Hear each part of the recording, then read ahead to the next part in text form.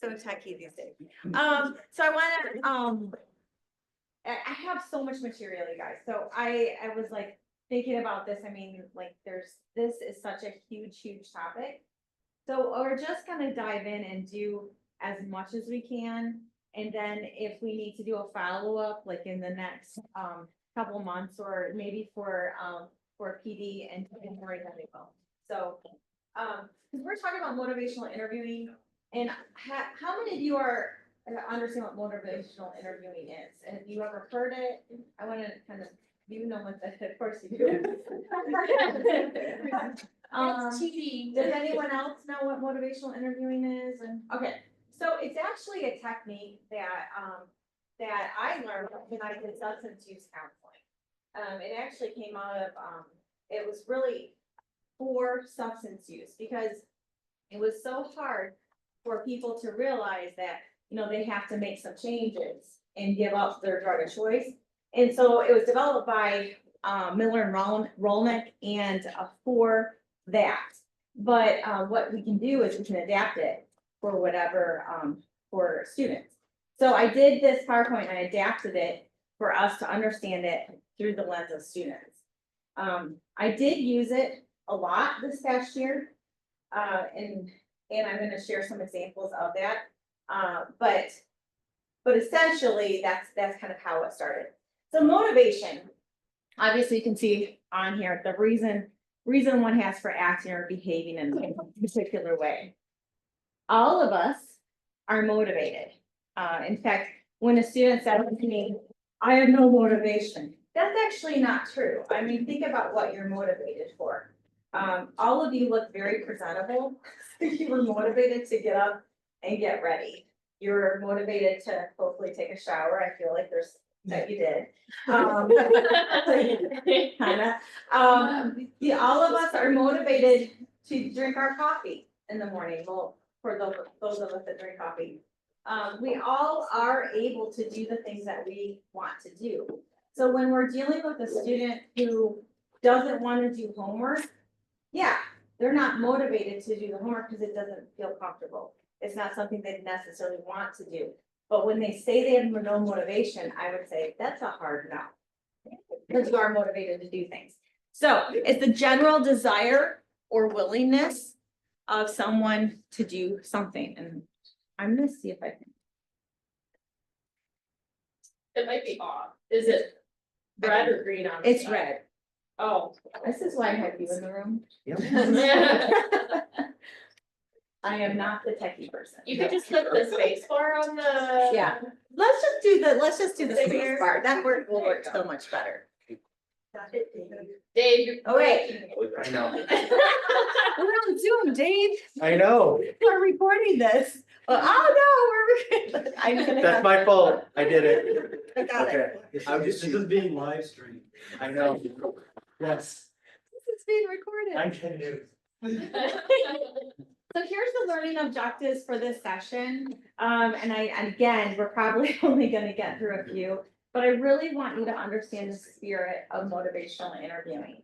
Understand and describe the stages of change and recognize and sustain change talk. So that's gonna be like tuning your ears for when a student is gonna actually say, they're gonna say some of that change talk and being able to capitalize on it. And then learn new motivational interviewing strategies, which I actually do use with our students all the time. And so if you guys can do it, then wow, that'd be awesome, right? Okay, so what is motivational interviewing? It's semi-directive.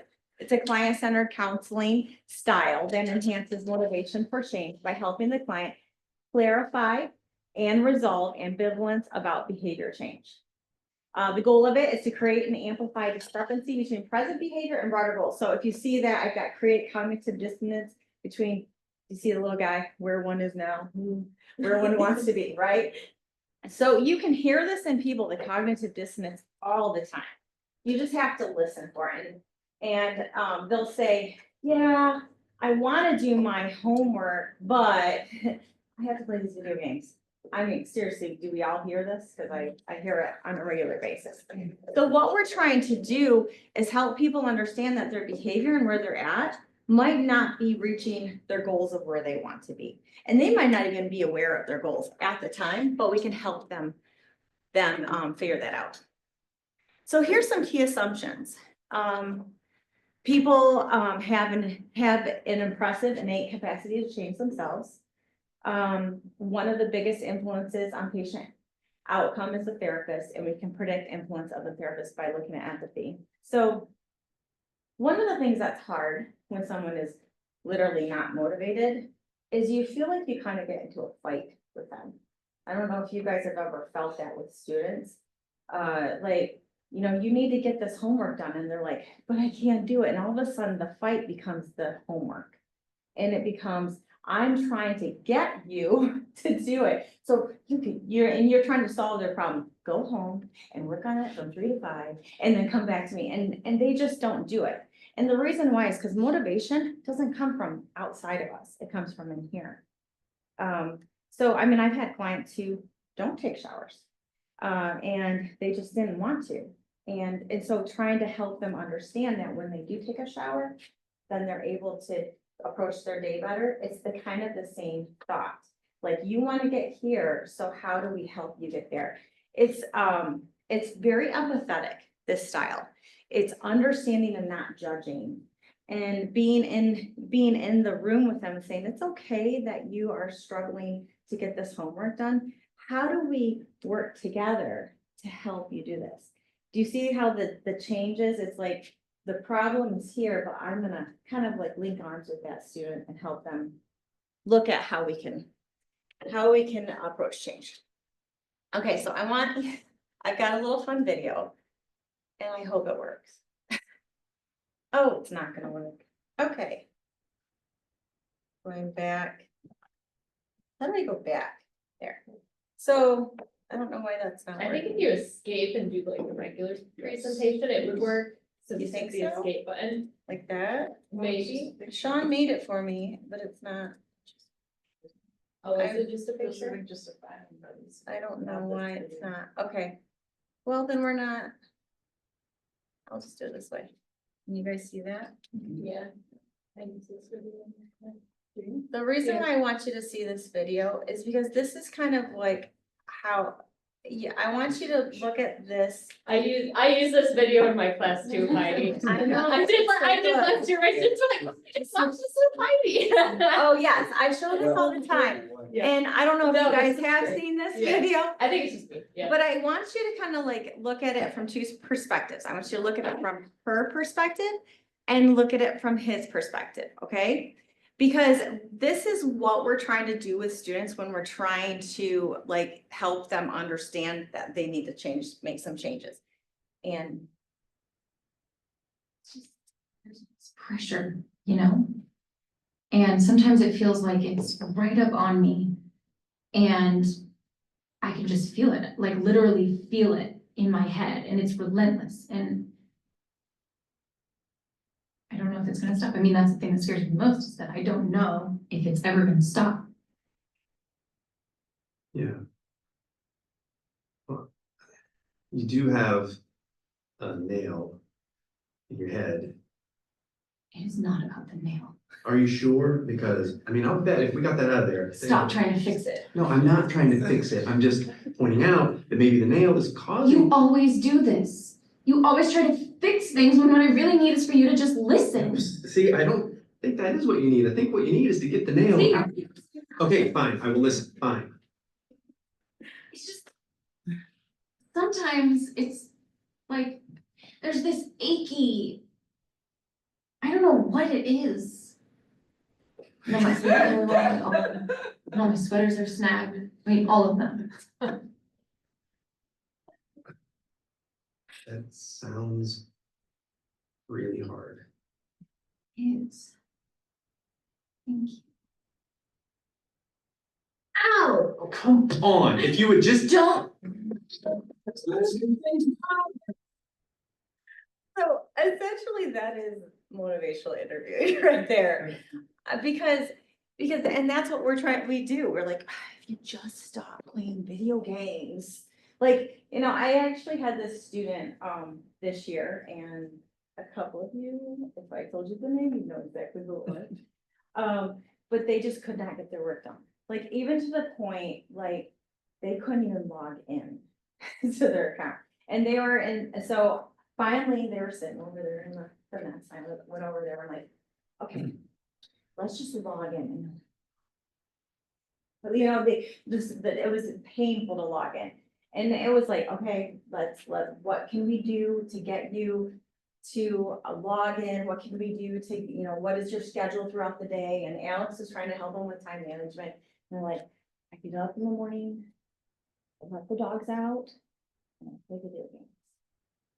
Like, okay, well, do you think maybe, you know, there could be something that we could do to change that? No, because you know what, my mom didn't let me play video games when I was younger, and so I have to play them. Like, he felt like there was this insatiable need to play video games. So this kind of went on through the semester, kind of getting to the end of the semester. And it was kind of like he's either needed to do this presentation, you know who I'm talking about. Had to do this presentation, or it was the withdrawal date. And I was like, okay, look, you're not doing well in this class. What happens if you do, like, maybe we should consider withdrawing? And he's like, can I withdraw on Monday? I'm like, well, today's the withdrawal date. Yeah, but I need to go to class. I'm like, what? You want to go to class? And he's like, yeah, because I worked really hard on this presentation. I want to show them that I can do it.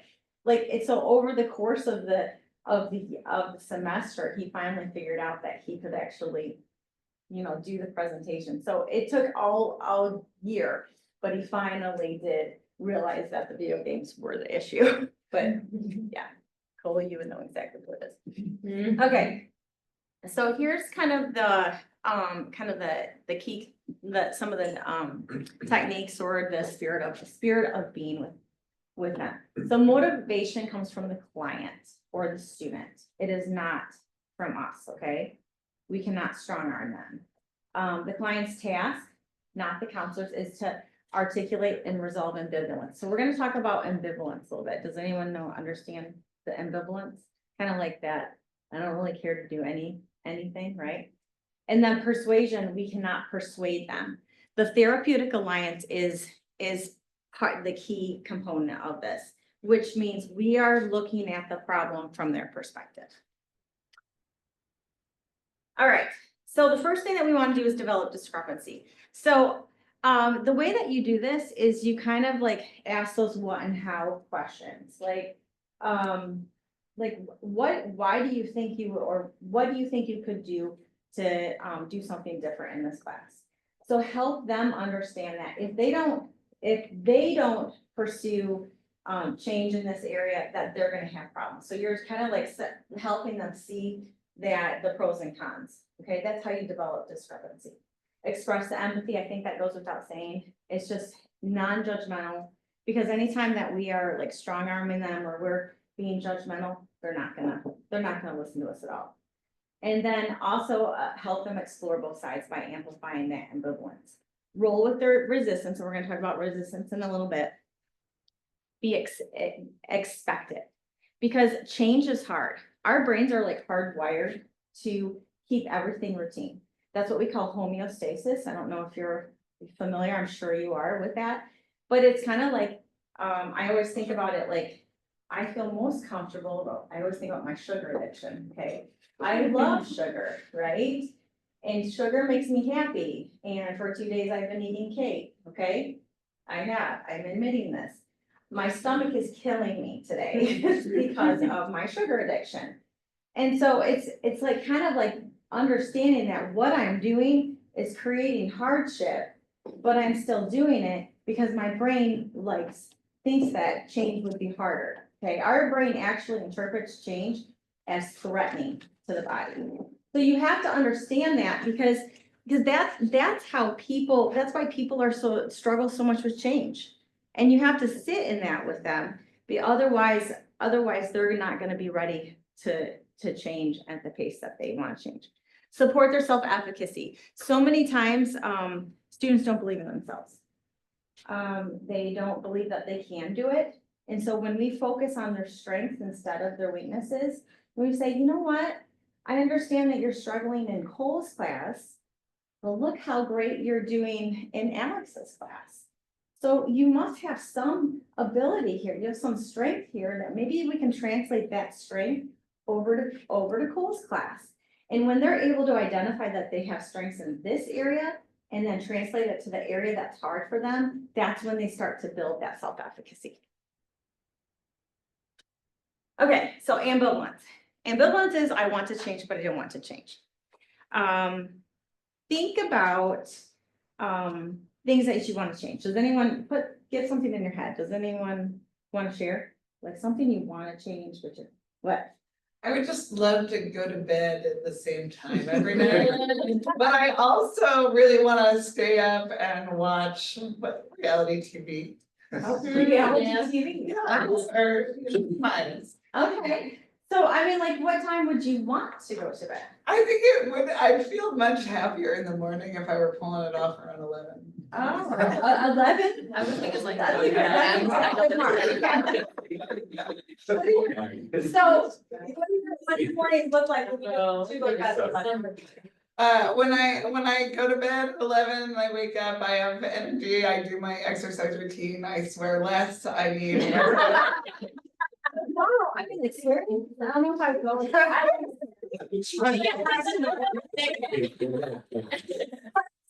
So that she didn't know if she could trust me at first because I didn't swear enough. Okay, so I mean, like, so that ambivalence right there, you want to change, but you don't want to change. I don't know if you guys heard how I said, how does your day go when you do go to bed? And so we would really grow what happens when you're able to go to bed at 11. Yeah. So building motivation actually comes on the back end of change, does not come on the front end. It's like those people, when you start exercising, no one likes to start exercising. But when you realize how good you feel when you do exercise, that's what we are trying to grow. So when a student, I do this with students a lot. What does it feel like when you go into class and your assignment's done? It feels so good because I don't feel that stress. Like, oh yeah, well, I wonder how many more times we could do that. And so helping them understand the benefits of that. That's how you start to resolve ambivalence. Resistance is different. Resistance is, resistance is, a lot of people are afraid of resistance. Because it can be kind of scary, especially when it's a student. Like I learned resistance. I was doing substance use counseling and I had to treat a kid who had a cannabis addiction, which he totally refuted that cannabis, you can't be addicted to cannabis, right? So he comes into my office, he's like, I know. Right now. And I just remember I was a new counselor, so I'm like, I've been tasked to change this person, because you think in counseling, at first when you started, you're like, I'm gonna change the world, and then you realize after a while, I can't change anyone, I'm just here to support, right? So he's like this, and he didn't want to talk. And it was so uncomfortable for me until I got some support from my supervisor and realized it's not about me. Resistance is about them. And when you hit on resistance, you are on the right track. And so now if a student or, anyone is resistant, I'm like, ooh, the sweet spot. That's the spot. And so rolling with the resistance is a huge piece of motivational interviewing. It allows you to stop this and kind of like sit back with them like, yeah, this is tough, huh? And then, as you start to talk to them about, yeah, it's okay. You don't have to talk. I don't know. I can't tell you how many clients I said, you really don't want to be here, do you? And they're like, no. I'm like, well, you don't have to be. And a lot of times what would happen is the courts are saying, hey, this person needs to come to counseling and we're gonna fix them because the court thinks that I can fix people in that way. I can't. Everyone has a free will, right? So typically I would say to the client, well, okay, you have to be here, they're making you be here, so how do we get the courts off your back? And in the same way, we can do that with students. I don't know, you're in college, you know, your parents, my parents were forcing me to be here. Yeah, they probably, you know, want you to get that education, man. How do you reduce all that stress that your parents have put on you? And that becomes their choice. So resistance is your sweet spot. Don't be afraid of it. Expect it. They are going to make you uncomfortable, but be okay with it and realize it's not about you. So here's some types of resistance. Argumentative, challenging, discounting. Anyone ever experienced any of these? What'd you say? Just have to have kids. Yeah. Yeah, that's nice. Yep, yep. I don't even my dogs are resistant. Oh, yeah, Yeah, it's like, don't go potty in that. That's fine. And they do, but yeah, that, so part of the resistance, like, what would you say you feel you receive here? Hey, how did that go? There's a ghost in this room. It's resisting. Which one would you say, which one would you say you feel, you experience the most in your classes? Non-verbal inattentiveness, is that one of them? Ignoring, yeah. Yeah, that's a big one. Yeah. That's so hard for me, I'm just like, talk to me, Yeah, yes, and they might be uncomfortable with that too. So how do you, I mean, is that resistance or is it them being quiet? Like, how do you determine what it is?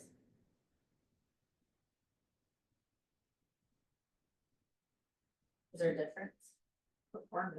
Performance? Yeah, you have them do an activity, like, Yeah. if I notice people are doing that, then it's like time to like get you involved and active in something. Right. To see like, are To you, see how they were, you know, yeah. Yeah, if you're not Yeah. engaging with me, will you engage with other people, yeah, or Yeah. individually, like, we're gonna do a writing, you know what I mean, so. Yeah, so I mean, like, sometimes, that's why we gotta really look at it, like, is it resistance? Is it quiet, like, I mean, all of us have quiet days, I don't know, like, I mean, sometimes I'm like, I'm just gonna stay in my office for a little bit, right? It does not happen very often, so. But I mean, like, that resistance, it's really their way of trying to communicate that, you know, they're not on track, with it, with what's going on, right? You see that with even like employee relations too, you see resistance, and sometimes resistance is a way to trying to communicate what you need, right? So resistance is always gonna be a cue. It's always a hint about what's going on with that person. So never be afraid of it, just kind of like step into it. And even if they're quiet, one of the best things I like to do is if someone's resistant, and they're not speaking, is just sit there with them. In silence, yeah, I do that too. Yeah. And they're like, really? Cause you know what happens typically is if you sit there in silence with them, oh, they'll start spilling. All of a sudden it all comes out and you're like, okay, I got a lot to work with now. You So, can tolerate yeah. the discomfort more than they can. Yeah. yeah, and it really that's exactly what the problem is with resistance, is it's more uncomfortable for us than them. Cause really think about the power shift in the conversation. Then when they're being resistant, they're actively being resistant. That's their way of communicating their power, right? And if you just kind of roll with it, that power, it comes down. What, on What? the denial aspect, I see more excuses. They Yeah, have too. every reason in the book. Claiming. And as soon as you call them on one, boom, there's another excuse that comes right back up. They're already ready to be able to say, well, I don't have any inspiration, Scott. I really just can't draw or anything. And I'm like, so you don't want to be an artist? Huh? No, I want to be one. Well, how does an artist not want to create? I go, this is your safe spot. You're not doing math equations or writing a paper. You get to do what you love, and you pick your image. Are you not inspired by it? Well, my dogs were barking all last night and I didn't sleep well. And I said, well, why didn't you work the other day? Huh? You didn't work? Well, and then as soon as you go, well, what's the reason for this part right here? Why did you go down and went to Bigby for an hour instead of doing artwork? Well, there's always an excuse on those parts right there, and how do you fix those? That's the part where I have a hard trouble when they keep firing an excuse at you. Do you feel the power though? When you were describing that, it was this. Mhm. That's their power move. And so part of this, and you're gonna love if we can get to the techniques.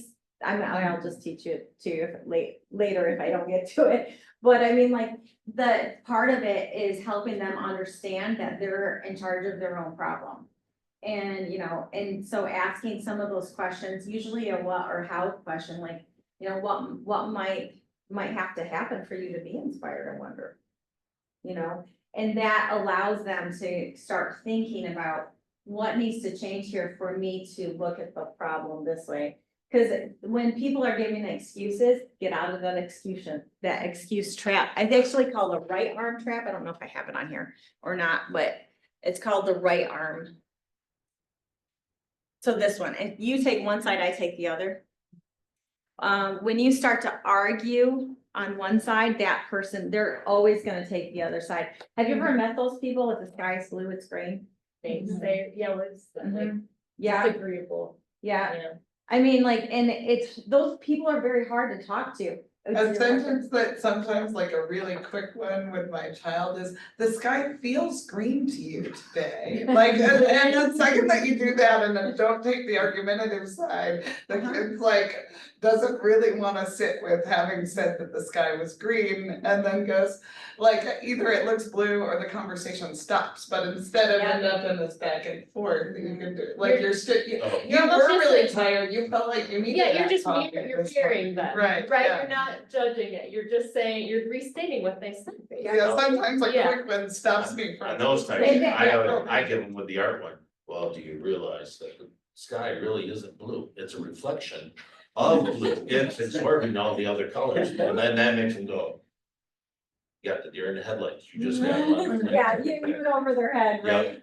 But that's kind of that's what the empathetic, the part that we were a couple slides before, having empathy, like, oh, it must be hard to be tired, huh?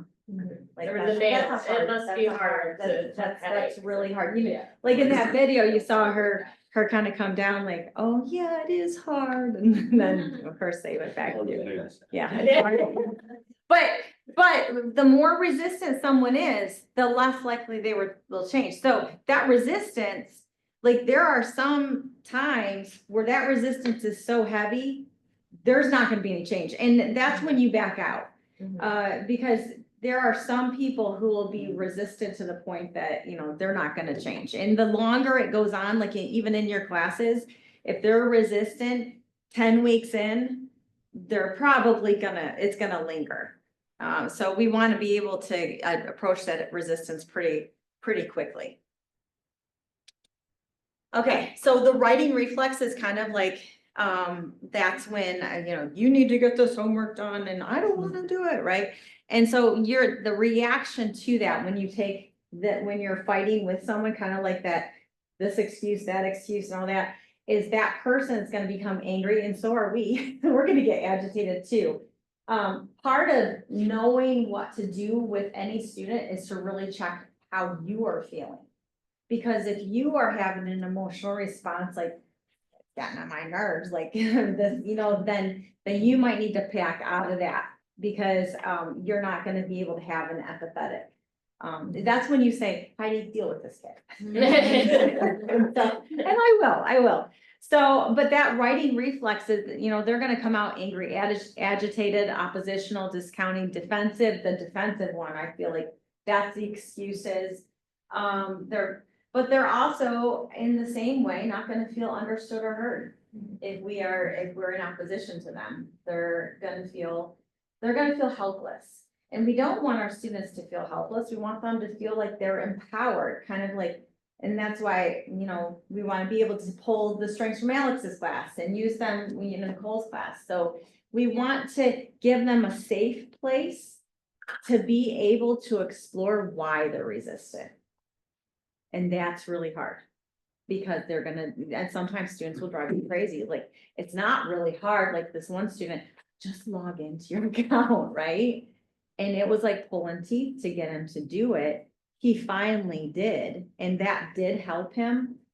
He actually did pass your class. Yeah. I can't even believe he did, Yeah. but, It yeah. was a big, I mean, so I was getting a lot of, like the claiming immunity on that last slide or whatever, of like, I just can't focus. I cannot I know focus. It is exactly- I know not exactly who possible this for is. me to focus. Yeah. I am not able, it is not like, my brain just won't, and I did actually a lot of this without even knowing, but just trying to talk to him, because I knew like this student was very, very smart and could do well in this class. But yeah, it took a lot of work of just trying to ask questions of like, well, when would you be able to focus? What does focusing feel like for you? Like when are you?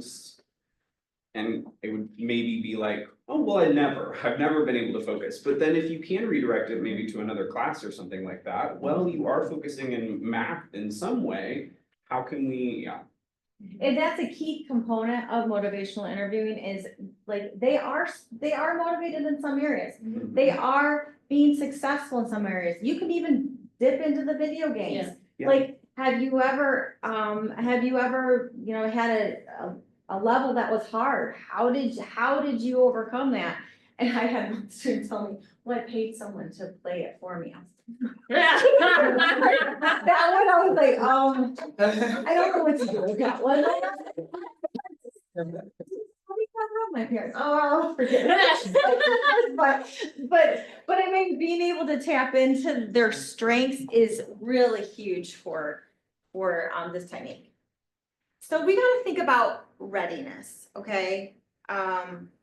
Like, why, you know, and I think a lot of us, well, why their work, you know, it's not hard. I mean, for those of us that are old school, I know we say this all the time, because I feel like when I was a student, I just did the work, you know, and I feel like our students today have so many different pressures in their head. They have TikTok, for goodness sakes, you know, and like they have all these different things that could they could take away their attention. And for us, I think when we were all younger, we just didn't have as much. I mean, we had PBS, right? And you know, like, I mean, like, it was just different. So, so I think that sometimes, like, when the older generation has a hard time really understanding the fight for their minds. So we have to, instead of saying, why isn't this person motivated, think about what are they motivated for? Always let that roll around in your head. You know, like that one particular student, he wanted to pass school because if he didn't, then his parents would make him get a job. And I was like, cool, we can use that. And so I'm like, okay, so what does it look like if you don't pass and you have to like get a job? I'm probably gonna have to work at a gas station. I was like, oh, what do you think that's gonna be like? And he's like, it's gonna be terrible. I'll have to like wait, like he's telling me all this. I'm like, oh, I guess it's like one bad thing or maybe do the work. Yeah. Like, I mean, like, yeah, and that kind of helped shift him, because he's like, I guess I could do the work. I was like, yeah, I mean, like, you'd have to work through the whole summer. I mean, you could have your whole summer, and that actually motivated him to actually do the work, and he passed. I was like, that was another one. I was like, oh, are we gonna get there? So before, like, I know we've got a lot of information going on, but I want you're gonna have to put it through a lens. And this is the lens that I really want you to think about when you're thinking about your students, the stages of change. Has anyone heard about the stages of change before? Okay. So I kind of like, this is kind of like evaluation of anyone that comes into my office. Oh no, it's not gonna work again. For the sake of time, I'm not gonna show you this video, but it's really fun video. But because, what'd you say? You persuaded me. Maybe Okay, send all out the right. slides after. Oh, can you know. send the slides to us? Yeah. What would Yeah. it look like if we did watch? Oh, I can't remember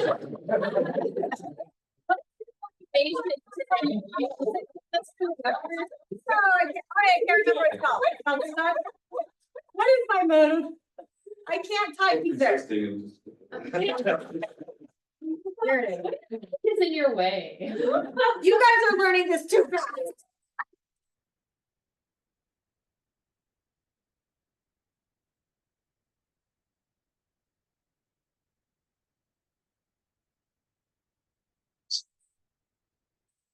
Yes. Great. Somebody will come. Anybody out there? Telephone. Oh, sorry. Somebody. Hello. There are two people stuck on an escalator and we need help. Now, would somebody please do something?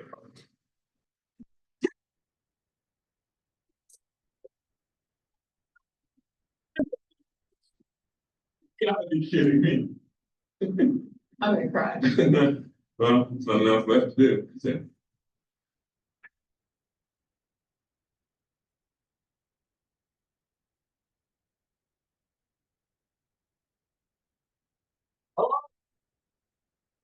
Hey, don't worry about it. I'll fix it in a second. You said you can fix it. All right. All right. That's more like it. Says you can fix it.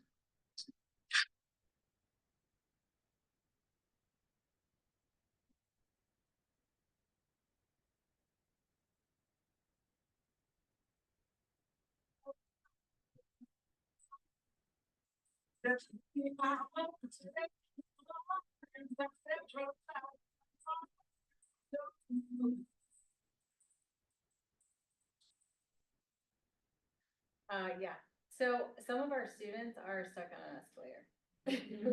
You know, because it really, it's about the fact that it never even occurred to him that it was his power to change. So, I mean, and it really is their power to change. Everything that they do, and this is where we get frustrated because we think this is easy. You can change, you can do this, and they're not getting it.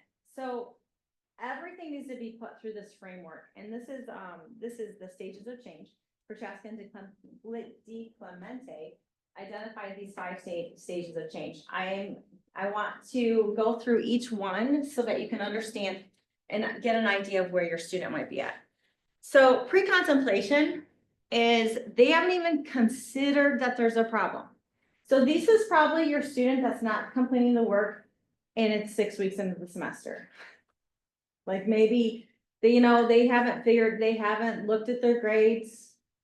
They haven't figured out that, oh, there's an assignment due. I didn't even realize that. I had a student last year, and he was on contract and he had an appointment and I called him. I'm like, you have an appointment with me. He's like, oh, I went to the UP. Like, I mean, you went to the UP, like school started. Yeah, I'm gonna be a week late on that. So, I mean, this kid, and he's enrolled again, just FYI. So, but this kid was not even aware that there was gonna be a problem if he was in the UP for a week when school started. So, so part of what we do at this stage is we wanna build that rapport with them, okay? We wanna have that therapeutic type relationship, and we wanna help raise awareness. But we're gonna look at like, how do we encourage? So I had, so that kid that was in my office that was like this, right? So I actually, for like 2 sessions was like, we don't have to talk about anything. Let's just, do you wanna just like, talk about stuff, like whatever? And it was interesting because I just removed all the expectations that I might have of that kid and just spent time with him. I don't know where he's at in life now. I hope he's not smoking pot, but we don't know. But it worked. So because I knew it was in the pre-contemplation stage, he didn't care. There was nothing there. There was no thought in his head. And it was like, how do I build that relationship?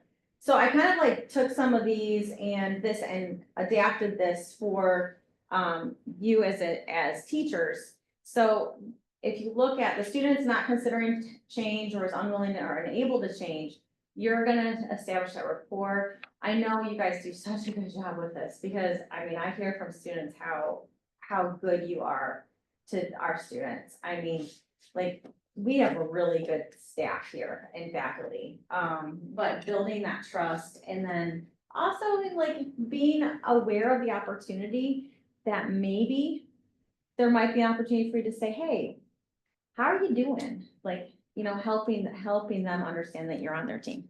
So that's pre-contemplation. Anyone know any kids who are in pre-contemplative state? Everyone in 6 weeks goes to turning in. Exactly. So contemplation is my favorite stage. I love it. This is when a student is gonna say two things at the same time. They're gonna say, yeah, I'm gonna go home this weekend and I'm gonna like work on it all weekend. And then they get there Monday. I meant to. And then, well, there was like a marathon of Scooby-Doo and I just started watching it. And like, and then I just felt like, maybe I should do some self-care. So, you know,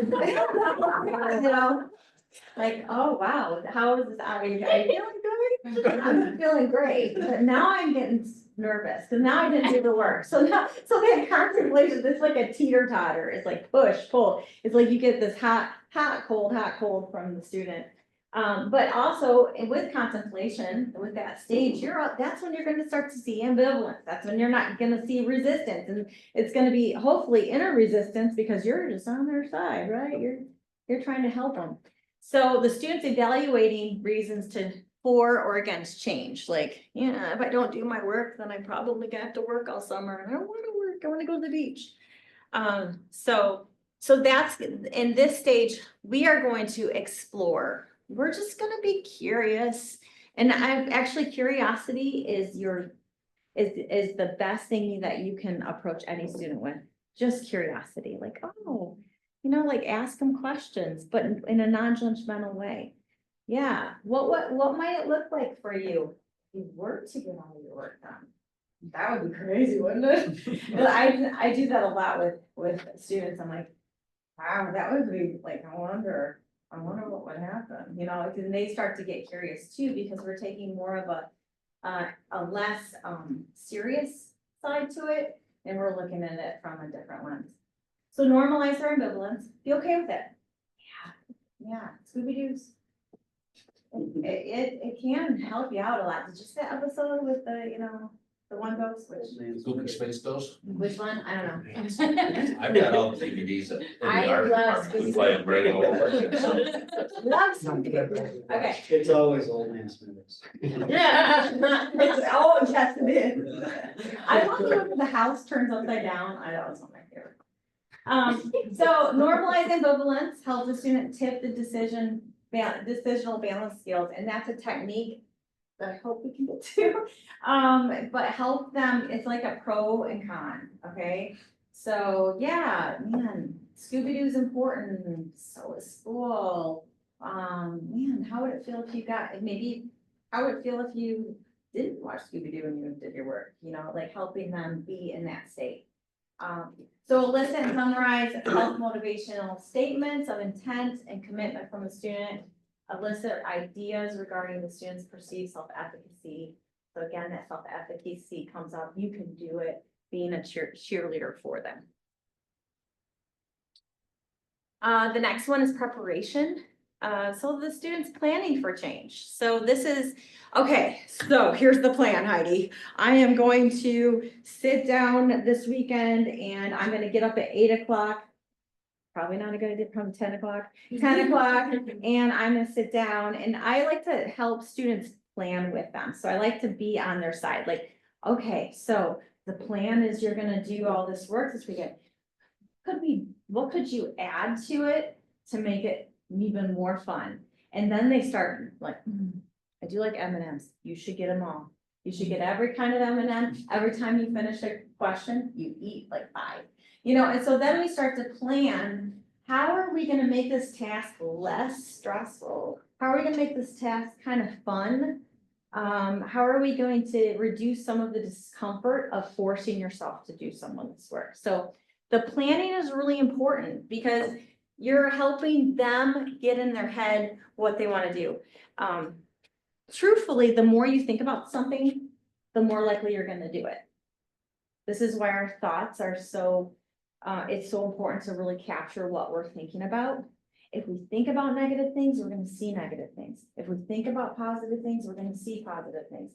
If we are stressed out about, like, let's say I've had clients who can't drive, they're too anxious to drive. So I'll have them visualize, what does it look like if you were to get in the car? Visualize yourself going to the car, unlocking it, getting in the driver's seat, turning on the motor, driving down the road. And I will have them do it for a period of time. And once they get to a certain point, after, in their visualization, they're able to get in the car and the brain interprets it as they've already done it. So the brain's like, yeah, we already did this. We're good. This isn't changed. We've already done it, even though they haven't. And that's how you actually get over the anxiety of driving a car or doing something that's scary. But you can do this with their, like motivation. You can, okay, so what might you do? How would you plan to be successful this weekend in doing it?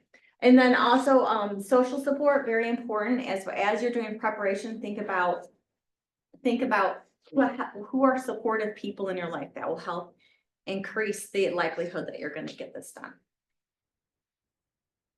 And then action, and again, we're just cheerleaders, cheering them on. And we're gonna engage them we're gonna engage them and say, hey, you did it, we're so proud of you. And look at, how do you feel now that it's done? Help them bring out those emotions that, hey, I feel pretty good. I think I'm fantastic, and really reinforce that. Okay. Maintenance, I'm just a quick thing. Maintenance is expect that your student is gonna fall back into old patterns and not let them beat themselves up about it. Expect that that's going to happen. But Christmas break, we forget to do our work, but then the fact that they've done it before, use that as a way to get back on track. So, my sugar addiction, I had my last piece of cake last night, and I'm gonna throw it away when I get home, and I'm gonna be back on track today. Shush. It's gonna be cookies. Hey, Mark, I'm visualizing myself throwing away the cake. The dog ate it. And it was from Senders. It was fantastic. Okay, so how long do I go till? Like 11:45? Yeah. Okay. Okay, I'm just gonna keep going. Are you guys good? Are you guys tracking, or do we need to pause? It's so much information. Any questions about where we're at right now? Okay. Okay, readiness to change. It is a state, it's not a trait. Okay. Change talk. Okay, so love change talk. Change talk is, I think I'm gonna go rake my yard tonight. Because once I rake it, I think I'll feel better. Okay, actually, I think I am gonna rake my yard tonight, but it's expressing the motivation to change. And this guy's saying that, I wish I could get my homework done because I want to graduate and get a new job. So what do we capitalize on in that statement? I wish I could get my homework done because I want to graduate and get a good job. What would you say to a student who said that? What preventing you from getting your homework? Yeah, but look at what the change talk is. What is it? What do you guys Like think? to have that good job. What would it be like? Well, yeah, what would it be like? Like, what do you think your life's gonna look like when you get that job? Cause that sounds really exciting. Like, be really excited for them. Like, and they're like, well, I'm gonna get a new car. Oh yeah, that's gonna be cool. So like, and so all this pain right now, it's gonna you're gonna have some good stuff on the back end. So we're looking at future. What is gonna happen? It's kind of like exercise. No one wants to exercise, but what do you think you're gonna feel like after, in like 6 months after weightlifting for 6 months? Oh, I'm gonna feel good. So people are generally persuaded by the reasons they have discover themselves than by what comes in the mind of others. Like, it comes from here. But my clients, I have so many clients that come to me and they hate it when I say that to them. Cause I'm like, change doesn't come from me, it comes from you. And they're like, I just want you to tell me what to do. No, that's not my role. I want you to decide what you wanna do, and the reason why is because we're gonna sustain the change that we come up with ourselves. Like, we're not gonna sustain, like if someone came to me and said, Heidi, you're gonna wear, look like Mrs. Roper for the rest of the year, we want you to wear the red wig and crazy stuff. I probably would not do that, because that's not coming from within. But if I wanted to change, then I would sustain it. So you wanna listen for what they want. So increasing change talk, so we're looking at their desire. What is it that they desire? Their ability, which is endless. We gotta remember their ability is endless. Their reasons and their need. Okay? We call this the darn, actually, if you ever hear that, it's the darn. You have to listen for all of those things. When students are saying, I really want to get that, I want to be a nurse, right? So you hear the desire. Hey, I don't feel like I can, because that's typically the reason why they don't do things. We have to help bring that out. And why would you want to become a nurse? Because I want to change my life. I want to have a different life than how I was raised. And so now I'm gonna have to get the work done. Okay? So all these students are in college because they want a different life. We just have to help them see it, because a lot of times we get stuck on this math problem that I can't figure out, and I just want to throw everything away. But this is a very seasonal time. This is a moment in time, and you have the whole life ahead of them. Like, I'm not inspired, like when they say I'm not inspired, yeah. But this is an assignment. You have your whole life, like what's gonna be like when you have that art degree, when you're out in the world. So really, really listen for what their desires, their abilities, their reasons, and their needs. So here's some skills to increase change talk. Open-ended questions. You guys know what open-ended questions, I'm guessing? Yes, okay. So open-ended questions will not result in a yes or no. So think about using what or how. So if I ask Cole, do you like to play football?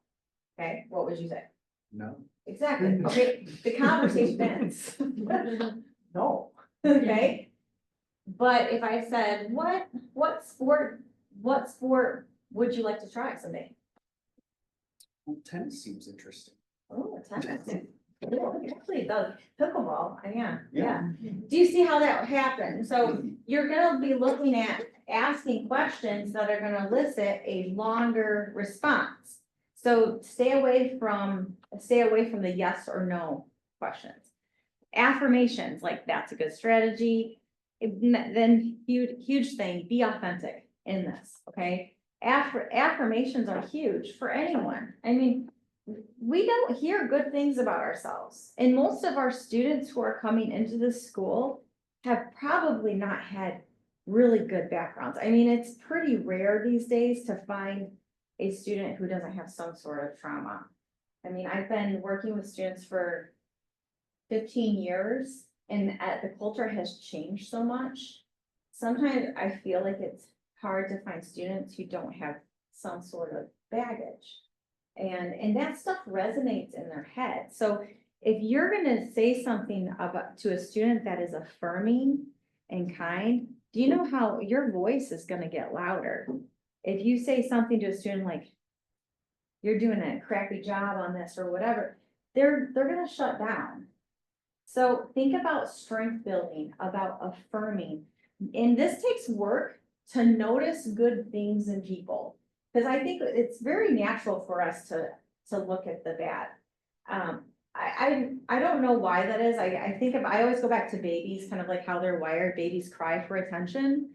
And that's I think that's how we're hardwired to cry to get our needs met. But if we can affirm other people and provide some positive reinforcement, then our voice is gonna be loud. That's gonna overcome disruption too. Because they might not have that support at home or the support among their peers, you know, you've been gaming with us for days and. Yeah. We have a tournament coming, right, so the affirmations are what will overcome the disruptions that follow the intention every time. It does.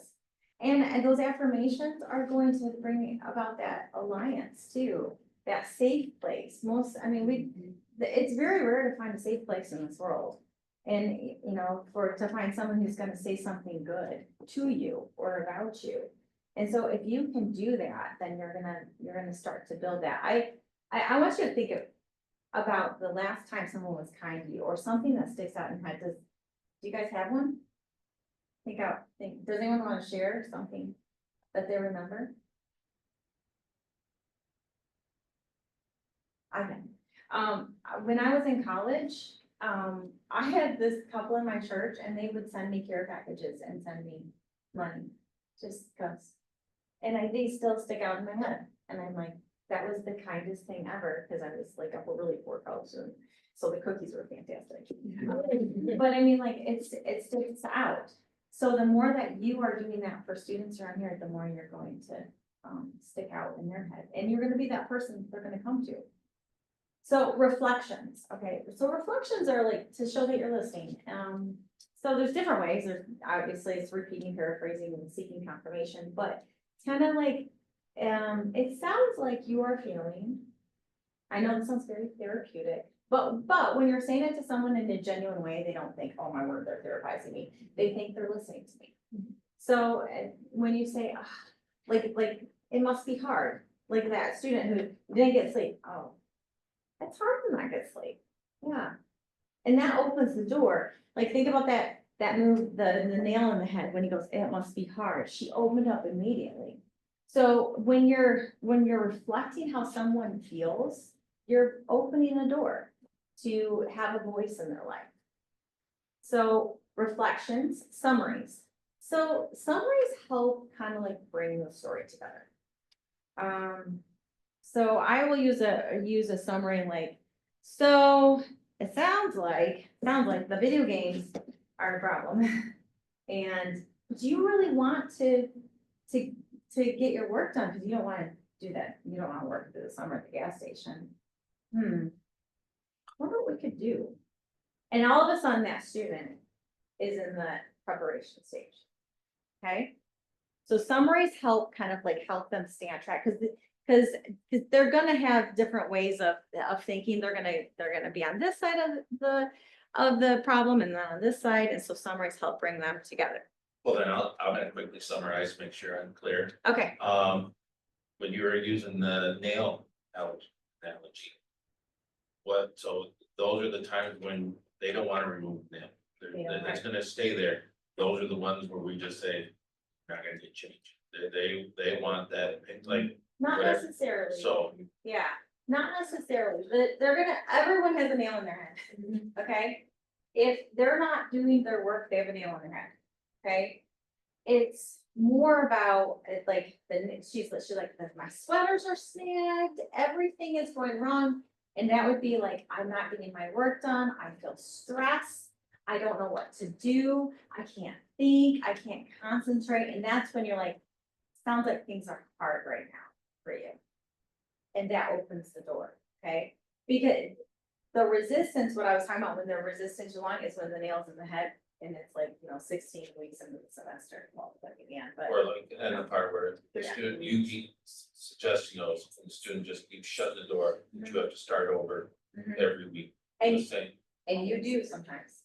Mhm. You do, this isn't like this isn't magic, although, it does work effectively, in a shorter amount of time than just like chatting through things.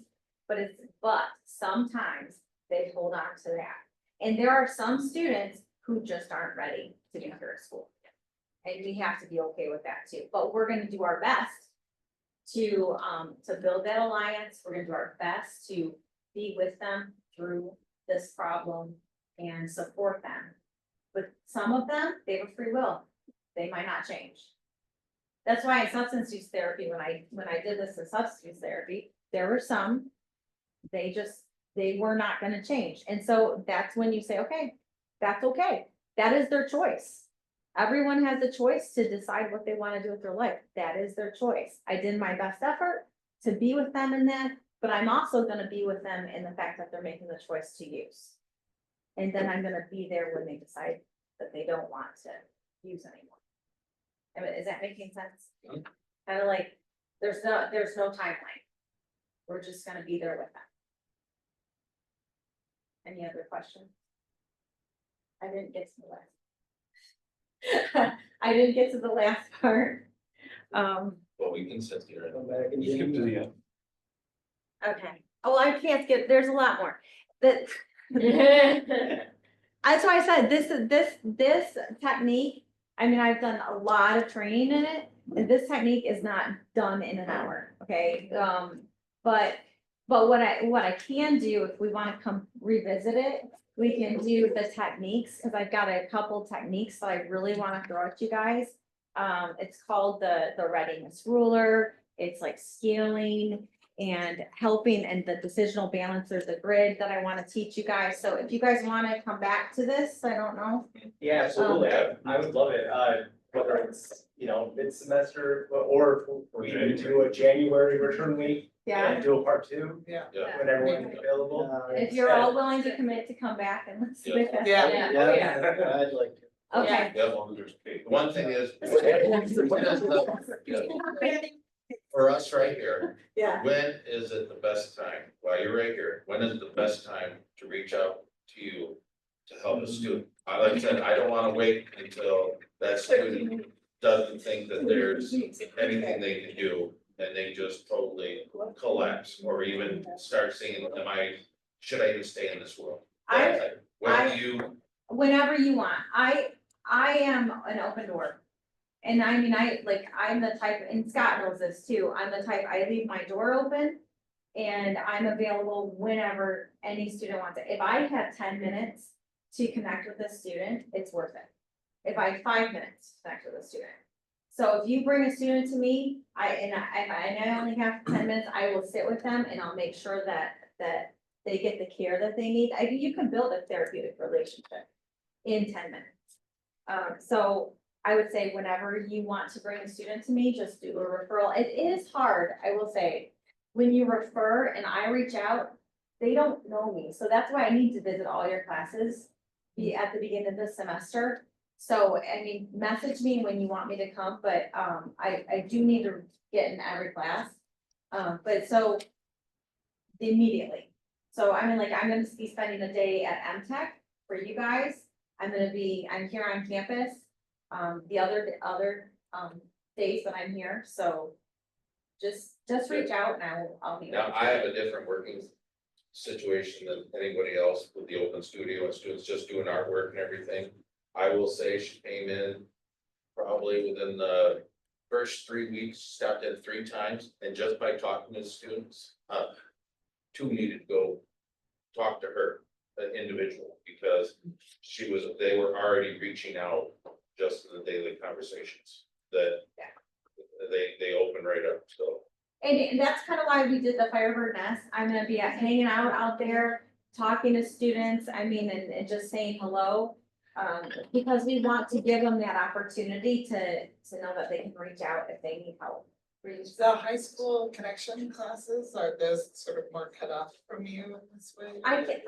They like to refer those students back to, the school, Sorry. however, I don't know if it's here and they're on campus, I'll just do a casual supportive talk. Same thing for anyone who has a therapist already, because you can redirect it a little bit differently, like, hey, I'm here to help you in your academic goals. So, I mean, like, I don't have to approach it from a therapy standpoint, I can just say, hey, how do we, in kind of using this technique, how do we help you be more successful? And I mean, a lot of my students, I just want them to stop by and be connected, and I want them to know that there's someone who cares about them on campus. I am also doing a lunch and learn. I need to talk to you guys about when you want me, I gotta talk to you guys about that, so it's gonna be 2 days here, and then 1 day at MTech. But the lunch and learn is really just an opportunity for me to get to know students. So I'm gonna do workshops on anxiety or, on stress. We're gonna do yoga, because we wanna approach it from a physical standpoint too, walking the track, different things. So I'm just thinking about how to communicate that that's available, but, my philosophy is that we have a funnel and we wanna capture students in the big funnel, which is those big group opportunities, like being at the nest or doing yoga. And then the ones who maybe need a little bit more individualized care, then that's like at the bottom of the funnel. So that's kind of how I approach, trying to meet all the needs here on campus. Any other questions? You seem Thank you, motivated. this has been great. And we already have our first January session. Yes, and I don't have to tell. Exactly, we're in business. Yeah, I'll take it for you. That was awesome. Thank you so much.